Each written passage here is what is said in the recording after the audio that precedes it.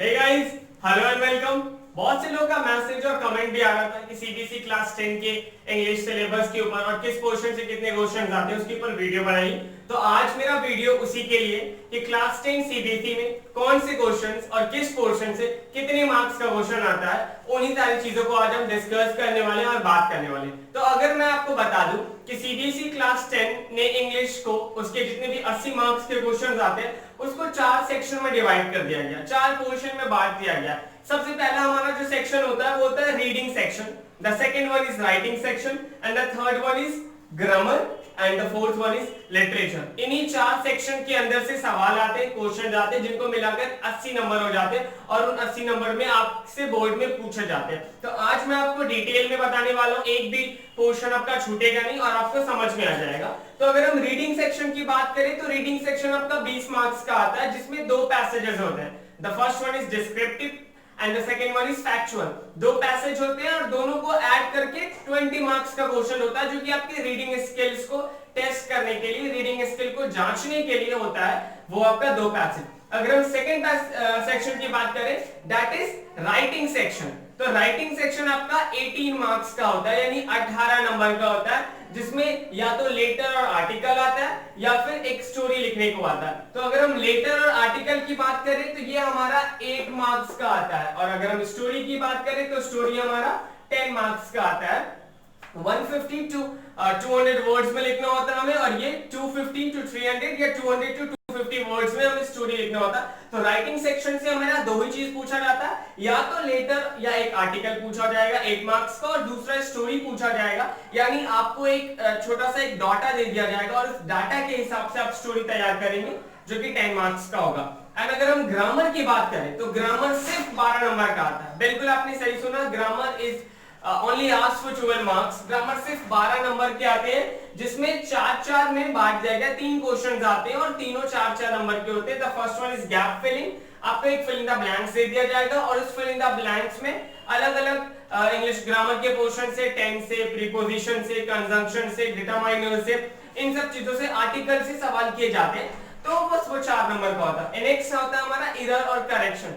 Error correction मतलब sentence में कुछ एरर हो रहा है, कुछ गलतियां होती हैं जिसको हमें सही करने के लिए कहा जाता है, वो भी 4 मार्क्स का होता है। एंड थर्ड वन जो 4 नंबर का आता है, सेंटेंस रीअरेंजमेंट या सेंटेंस अरेंजमेंट। सेंटेंस को जंबल, उसको अनऑर्गेनाइज तरीके से लिखा जाएगा, आगे पीछे लिख दिया जाएगा और आपको उसको सही करके लिखना है। ये आपके 12 मार्क्स क्या है। बहुत ज्यादा ग्रामर का पोर्शन नहीं होता है, बहुत कुछ डीप नॉलेज ग्रामर का आपको नहीं चाहिए। आपने बेसिक पढ़ा भी है, अगर आपका बेसिक क्लियर है तो बहुत सारे एरर हम खुद सेंस से कर लेते हैं सही।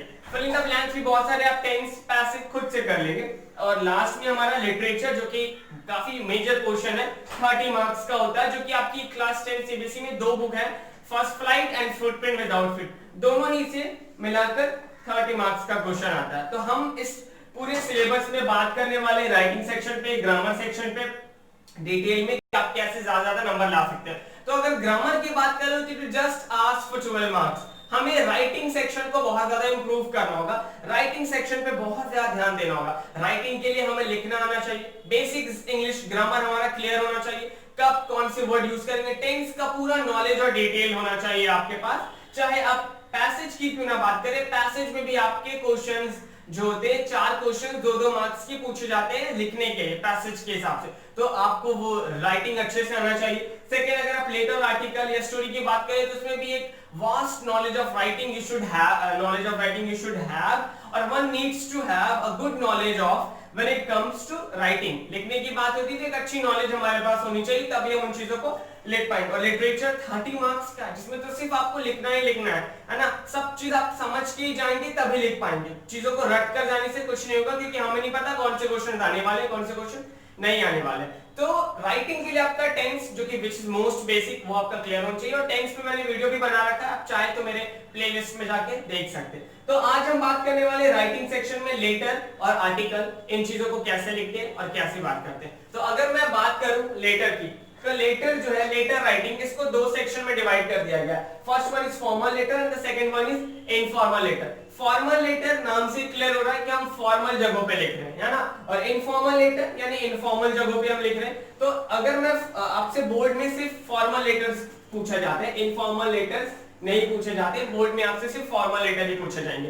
तो अगर हम इनफॉर्मल लेटर की बात करें तो इनफॉर्मल लेटर हम फ्रेंड्स को, रिलेटिव्स को, रिश्तेदारों को, है ना, भाइयों को या फिर सिबलिंग्स, किसी को भी आप फैमिली को लिखते हैं तो वो इनफॉर्मल लेटर्स में आता है। लेकिन when it comes to writing about formal letter, जब हम फॉर्मल लेटर की बात करते हैं तो फॉर्मल लेटर में आपका बिजनेस लेटर हो सकता है, अपने ऑफिस के किसी दूसरे कलीग्स को, बॉस को, मैनेजर को आपको देना बिजनेस लेटर। ऑफिशियल लेटर्स अलग अलग तरह के ऑफिसेस में, म्युनिसिपैलिटी ऑफिस में, डीएम ऑफिस में, या मजिस्ट्रेट ऑफिस, या फिर स्टेट गवर्नमेंट किसी ऑफिस में, सेंट्रल गवर्नमेंट के किसी ऑफिस में, तो वो एक ऑफिशियल लेटर होता है। एक होता है एडिटर ऑफ न्यूज़पेपर, न्यूज़पेपर के एडिटर को, एग्जीक्यूटिव या चीफ एडिटर को अगर आपको लिखना होगा तो उसके लिए आप लिख सकते हैं। नेक्स्ट, कंप्लेन, किसी चीज की शिकायत करनी है ऑफिशियली तो वहां के लिए भी आप लिख सकते हैं। प्लेसिंग एन ऑर्डर, एक ऑर्डर को आपको प्लेस करना हो तो उसके लिए भी आप फॉर्मल लेटर लिखेंगे। तो अभी हम जानेंगे इस नेक्स्ट पोर्शन में कि हम लेटर का जो फॉर्मेट होता है उस फॉर्मेट को कैसे लिखें। अगर आपको नोट करना है तो नोट कर ले before we move ahead to the format of the letter.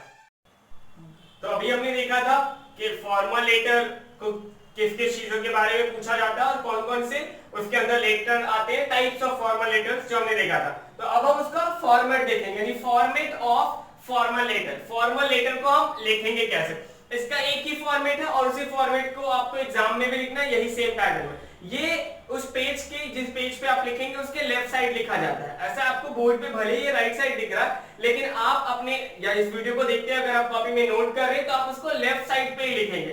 पूरा का पूरा portion up to down, top to bottom, ये पूरा ही लेफ्ट साइड होता है हमारे कॉपी के या जिस पेज पे आप लिख रहे हैं। तो सबसे पहले हम लिखते हैं सेंडर्स एड्रेस, जो इस लेटर को भेज रहा है।